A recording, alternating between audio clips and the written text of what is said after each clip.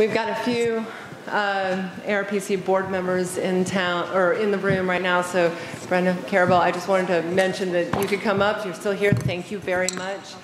And joining me at the table for the last little bit. So as I mentioned earlier, and as the room's clearing out, but that's okay. Thank you for, one last time saying it. We took this vote on July 18th to host this summit. We wanted to make sure, and Jim, you're still here, thank you, Commissioner Peacock, that we were ready for this industry in North Florida, in the Appalachia region. So Commissioner Brenda Holt from Gadsden County and Commissioner Gene Bailey from Calhoun County, we serve on the board together, and I wanted to bring both of you up, and again, I promised them both, they don't have to answer any questions right now. And if you all have talked a lot today, so if we want to bring this in for a landing soon, that's great. But I want to hear what your reflections are. You've been hearing this all day. Did this match your expectations? Do you think this is reality? How do your counties feel about it? What are you looking for in Jackson County when we hold the next event on November 13th? What do you think our folks need to learn? And this is something that our board should keep focused on in the future. Brenda, you want to start? Sure. Or Commissioner Holt? Thank you. I'll be informal here at the end of the day. Yes. Commissioner Dozier reminded me today that I was her mentor when she became a county commissioner. I'm old, so I don't remember anything. That was 10 years ago. Yes, ma'am. I've been at it about 20 years. This is something we all agreed upon the same day. Because of the economic, because of the economic development that's needed in our area, because of the recovery. And we have this in our ARPC. We have this philosophy, I'm sure everyone has it, that we can help ourselves. We have good, hard-working people in the surrounding counties. That means we can do it. And so we have that positive attitude about doing this. And I must say this, I'll bet that I am the only person in this room that father grew hemp, and we smoked it. I'm probably the only one here because he didn't hear about there was a prohibition in 37 or whatever. And he farmed cotton, corn, peanuts, and soybeans, and he told us it was rabbit tobacco. So we thought it was rabbit tobacco. But we made rope. We made rope out of it. And that's because of our ancestry, and that's what they did. We were in Georgia. But I wanted to say this.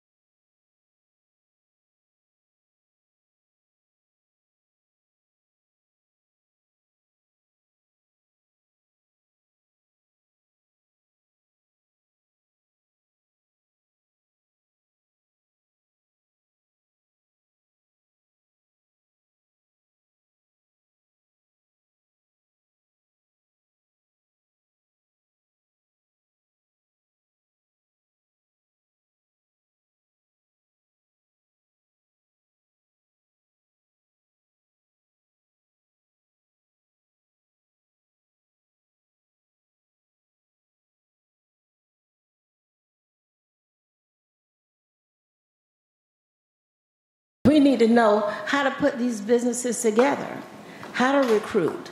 So those are some things that we looked at, and I think when we went on the trip, Richard, we went up to northeastern Mississippi, and we found out that the junior college there, they call it communal college. If you go through a bay at that junior college, you're going to be working for a Toyota that's there. If you go through another bay, you're going to be working for Airbus that's making helicopters. So every department at that communal college provided people for those manufacturers. And that's what made the difference. And they started in high school. So I think that the representative from TCC was correct. You have to start in high school. They can't not wait till they get out because they're going to choose to go to the military, or they're going to leave our area because we don't have the industry. That is fantastic. Thank you for sharing those thoughts. Rabbit tobacco, right? No, I mentioned it first thing this morning, but I'll save my thought for a second on it a little bit more, but I have been teed up on industrial hemp since '94, and I started learning about it, I was 19. I've been thinking about this as for our farmers for a long time, but I still didn't know there was a Hemp for Victory campaign for the war effort, started in 37, going into the 40s. This is history we have forgotten. So, Commissioner Bailey, my friend, you've had quite the year, like everyone. You've been helping your town. Right. Well, Christian, first I want to thank you and Chris and the ARPC staff for putting this on. And basically, it's a hemp summit, and nothing impressed me more this morning than when we had the show of hands and the farmers that were here, or the people that here that were wanting to grow hemp. I come from Calhoun County, which is 50 miles west of Tallahassee. We took the full brunt of Hurricane Michael from one end to the other, from county line to county line. And if you've never stayed through a hurricane, a Category 5 hurricane, leave. I can tell you. It was horrific. But we lost over 320,000 acres of timber that's still on the ground, and we don't know what to do with it. We've asked the state, we've asked for help, but we got to get it cleaned up. And so if we just did 1/10 of that, that would be over 3,000 acres of hemp. So if we did 20%, it would be 6,000. So I looked at it as an economic opportunity that's about to surface in Florida, and if we could take advantage of it, I'm for it. I've always pushed for economic development from Walton County to Jefferson County. We got the CSX Railroad, we got I-10, we're dead set for industry, but it doesn't come. And we've probably lost 100 constituents, during the hurricane as they left. They didn't pass away, but we're on a decline on population, but timber was our biggest industry that we had, and it's gone. All the manufacturing jobs are gone, so except for the government jobs, and I can say we are the proud owner of Oglesby Nursery, who is a global plant lab culture. So, and I'm glad to see her in attendance today too. So, and what they do, and anything that hemp's going to help them is going to help our county. So, and as I sit here and listen this morning, though, is what I need to know is when farmers come to me, they ask me, well, what is hemp? How can we grow it? What's the problems with it and all?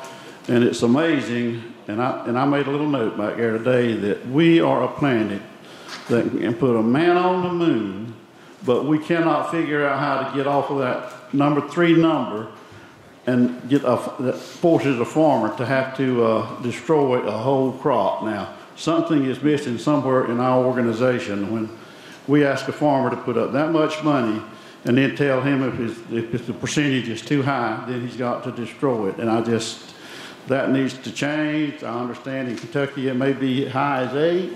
So we need to look as we move forward, and without the farmers growing it, we can have all the processing plants we want. We got to have hemp. So, and I'm looking, I had a lot of answers, a lot of questions today that I wrote down, between oil hemp and fiber hemp, industrial hemp. And that I need to get answers to carry back to my constituents when they ask me, because we want to push for hemp. And Christian, that's basically where what I garnered a lot today, and I think a lot of people did here too. And hemp is important. The economics of it to this area is important. Fantastic. Thank you both very much. So I want to bring this in for a close within the next 10 minutes. So I want to hit 2 quick points for you, and then for everyone else, if you'll be quick like me, if you have anything, a question that wasn't answered today, something we should elaborate on, anything else that we need to provide information on in the future, that's really what we want to know. For the timber farmers, you heard, I think Victor mentioned it earlier, the wood basket. We were, 3rd largest state for timber, perhaps? We're around about there. That's true. And we have, Dixie County, Taylor had a lot, but North Florida, your region, Calhoun had a lot. So one of the most astonishing points of information that I learned in the last couple months, and I also have to say, the 3 of us could not articulate what we just did back in July. No. We have all gotten an education in the last 3 months, so this is exciting, right?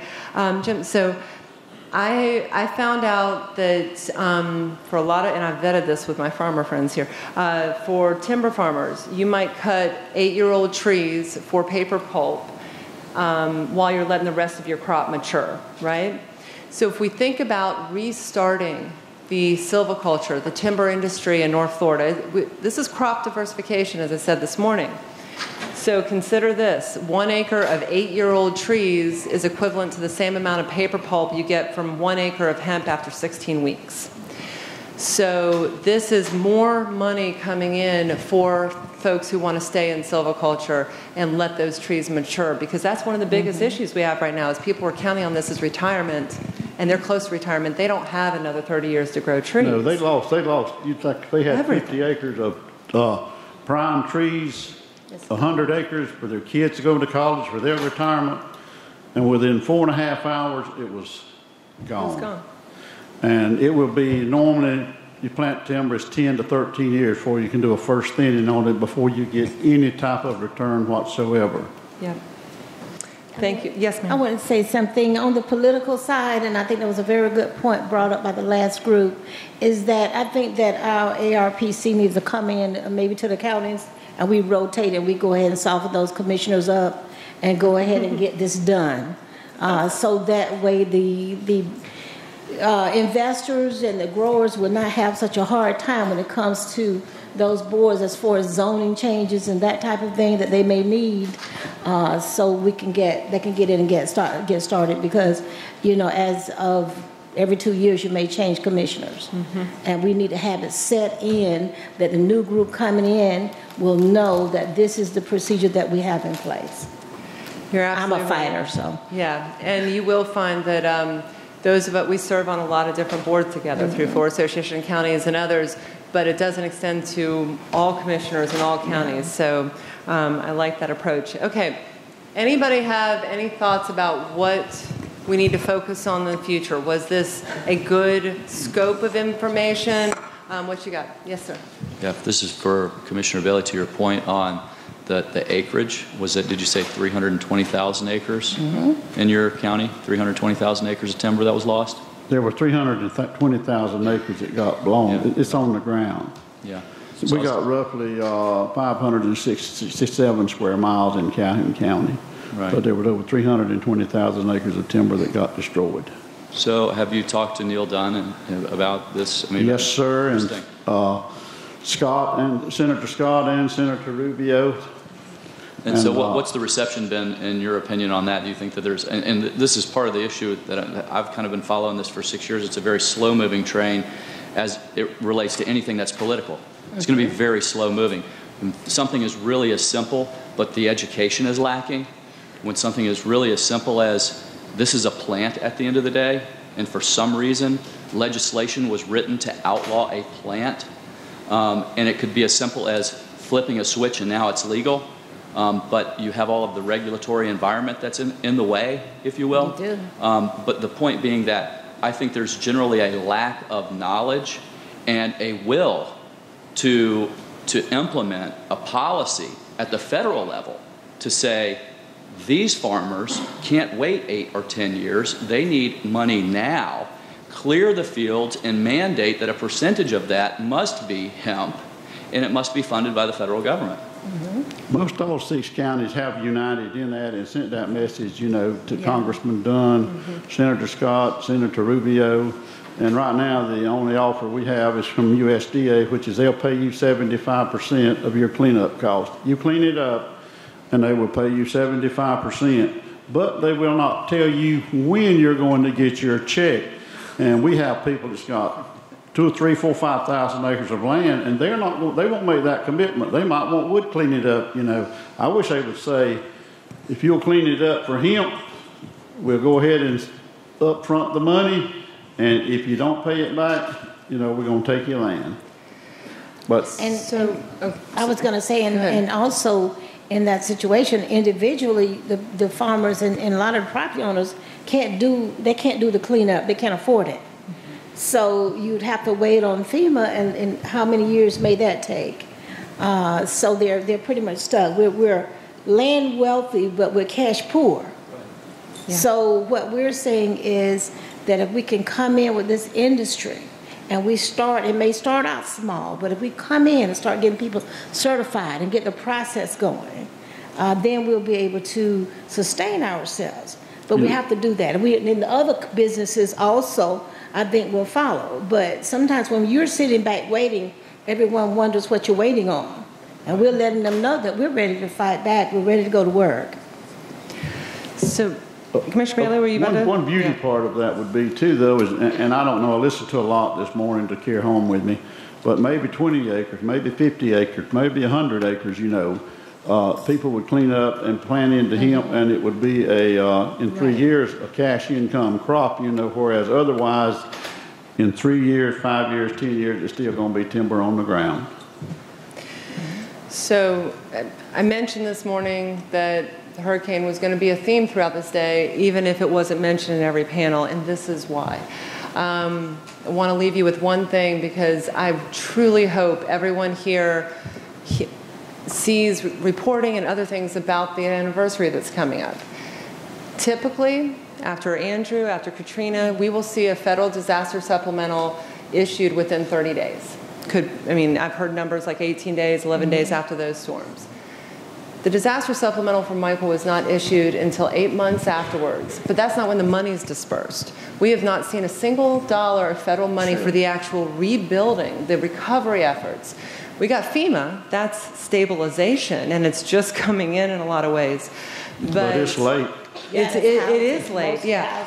And I want to say Director Moskowitz at Department of Emergency Management has done a whole lot in the last 6 months to get money flowing that's been pent up for a while. So we're doing better right now. But connecting these two things, if we can identify money in the disaster supplemental from U.S. Ag that could be applied to this industry, that would be fantastic. So we're looking for those opportunities. The notice of funding availability from Ag hasn't even been released yet. We've only got one from the Economic Development Administration. So think about that. We do not have any of the money yet. We don't even know what we can use it for, but that's going to be one of our focus. Okay, like I said, we got to bring it in for landing soon. Any other quick thoughts on information you want to hear in the future? Are we good to go? Next meeting. Okay. In closing here, I want to share two things with you. One, these hemp t-shirts, come here a second. I mentioned them this morning. They are Forgotten Coast t-shirts. The logo developed by a couple here in Tallahassee, Alex and Chelsea Workman. They have sold 9 t-shirts today based on this slideshow alone. So that's pretty fantastic. That's money into hurricane recovery, and you get a hemp t-shirt. And they feel really nice. So this will be up for the next week. They have a unique URL. We shared it on social media. So I just wanted to give them one more plug. But also, you may have seen me, like I responded to a text message, but when I see something at the end of a day for North Florida, and you heard Richard say earlier that we don't get a lot of attention from state capital, I'll say that, or others. So Chris just texted me. We made the ABC Orlando affiliate today. Yay! This summer.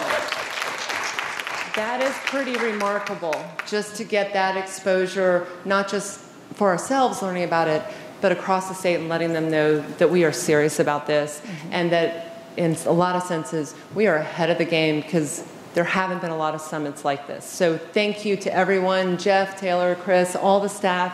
Thank you both. We look forward to hearing about. Let's get to your question because we're right at 5, so I'll close it out. And yeah. I saw that there was one scheduled, an 850 summit Yes. for Jackson. Yes. For Jackson County. I was wondering if there were for other counties up here in our Thank you. area. Okay, so I would have kicked myself walking off the stage without one last plug, although I bet you all already know this and you see it going through. With the vote we took in July, we thought it was ambitious as anything to have step 2. And the second one, and we're sensitive to bringing folks over from Jackson, Commissioner Peacock, to Tallahassee. We don't want everything in Tallahassee. This is more accessible for a lot of people for traveling, but we wanted to make sure the farmers and other people throughout the region also have access. So we started with 2. The next one is scheduled for after the peanut harvest, even though it's coming a little early this year, I'm hearing. At that point, I think our board will need to assess and look at what we do in the future, but that's why we have the website, as I said, and starting to call it a series. So you'll see 850 Hemp Summit with a colon and Mariana. So hopefully we will do more in the future. Thank you all so much for being here. Thank you for stepping up for this industry early. We're going to make this a reality. Hope you have a wonderful day. Thank you. Great job. Thank you.